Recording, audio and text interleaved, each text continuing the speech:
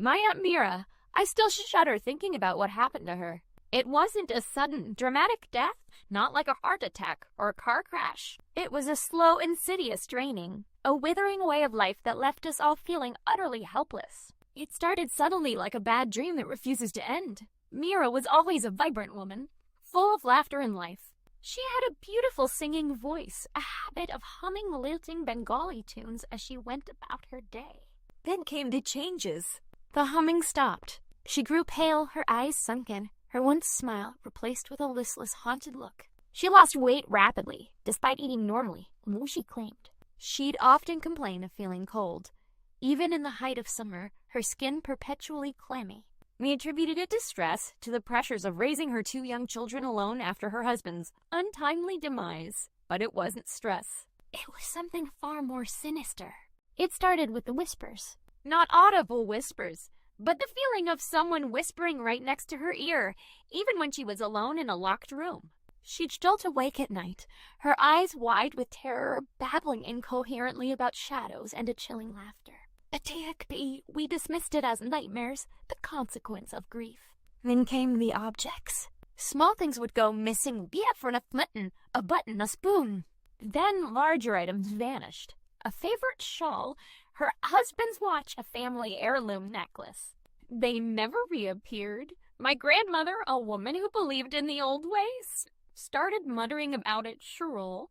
A churel, she explained, is a vengeful female ghost, often a woman who died during childbirth or under tragic circumstances. They feed on the life force of others, slowly draining their vitality. The whispers, the coldness, the missing objects, it all pointed towards a supernatural presence. We scoffed at first. We were a modern family, educated and rational. But the changes in Meera were undeniable. She became weaker day by day, her body frail, her eyes dull. She'd sit for hours staring blankly into space, her expression devoid of emotion. The only time she seemed to show any spark of life was when she was near water, always drawn to the nearby river. My grandmother's warnings started to feel less like superstition and more like a grim prophecy.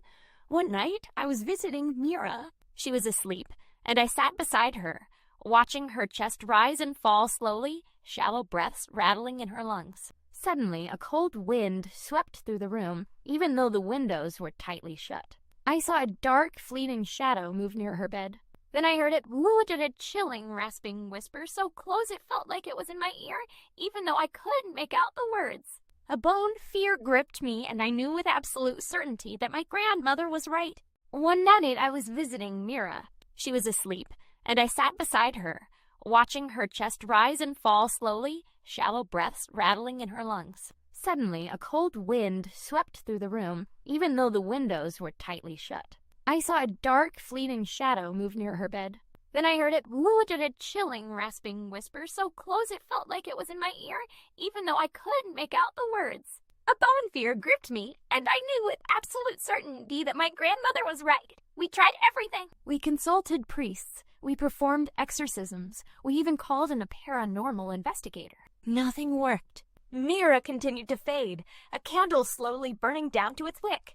Finally, one morning, she simply stopped breathing. Her body, once full of life, was now just an empty shell. The police ruled it a natural death, but we all knew the truth.